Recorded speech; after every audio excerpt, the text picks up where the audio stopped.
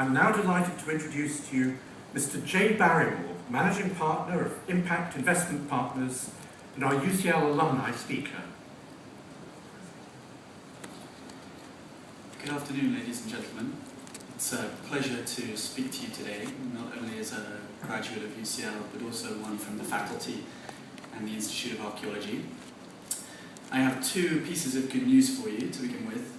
The first is that I've been asked to speak for 240 seconds, aware that we all are that I'm one of the few things that stands between you and the exciting rest of your lives, and you and the well-deserved glass of champagne.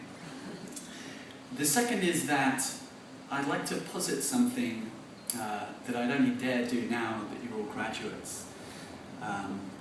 That despite the blood, toil, tears and sweat, the occasion, the robes, that today may not be that important. And what I'd like to do is to use the alumni video that you saw earlier and some of our prestigious alumni to demonstrate a few observations. The first is that it may not actually matter how academic you are. If you take Mahatma Gandhi, leader of Indian independence and the movement of non-violent civil rights around the world, he was described as a very mediocre student. He shone neither in the classroom nor on the sports field, and a final report summarized he was good at English, fair at arithmetic, poor at geography. Of course, you only really needed to know where India was and where the British Empire shouldn't be. The second observation, and without talking behind their backs and not being disingenuous to the Department of Greek and Latin, I'm sure you all, as critical social sciences students, would challenge the causality between Coldplay's 60 million albums sold to date and Chris Martin's 2-1 in ancient world studies. The third is that even experience may not actually matter. Marie Stopes, who you saw in the video earlier, who was voted by academics in 1935 as more influential than Freud, John Maynard Keynes, Einstein, wrote her controversial sex manual, Married Love, while she was still a virgin, and her much anticipated follow-up, which I'm sure this half of the room has read, Wise Parenting, before she was actually a parent. Now I acknowledge that I am at the beginning of my own journey. But something that I'm already aware of, I'm afraid, is that the most important thing is the cliché, vision, passion, and most importantly, tenacity. The one thing I can guarantee is that everybody in this room has and will fail at something. And the most successful of you are the ones who can pick yourself up, dust yourself off, and try again. Henry Ford, who popularized the motor car, failed at his first two businesses. It was his third attempt that built his $180 billion fortune. Walt Disney was fired from the Kansas City Star for, quote-unquote, lacking creativity. Appropriately enough, the Disney company later went on to buy ABC, owner of the Kansas City Star, in the 90s. And famously, J.K. Rowling was rejected 16 times before selling 450 million books, making her the author of the most successful book series ever.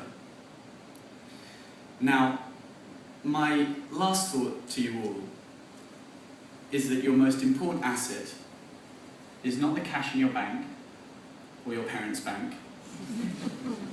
It's not the degrees you have in your hand or even the ideas in your head. It's the people in this room. The people you met at UCL, the people who you go on to meet through them in the future, the people who will support you and make your dreams a reality. And so for now, whatever you have planned for the summer, prestigious grad job, or like me in 2005 working behind a local bar, enjoy the day with your friends and family, relax, and I look forward to reading about what you all go on to achieve, we go on to achieve together in the future. Thank you for having me.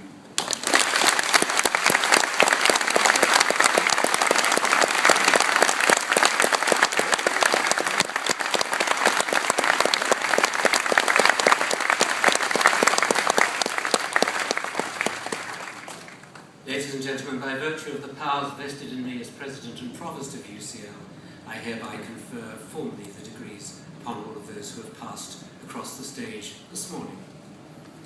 In a moment I will close this ceremony, but before I do, some concluding thoughts. First, to thank Jay Barrymore for his wonderful comments just now and for his marvellous emphasis on the non-academic qualities that allow us to succeed in life. Of course, he wasn't undermining any of the wonderful achievements of our graduating class this morning, who will achieve even more than Mahatma Gandhi in due course.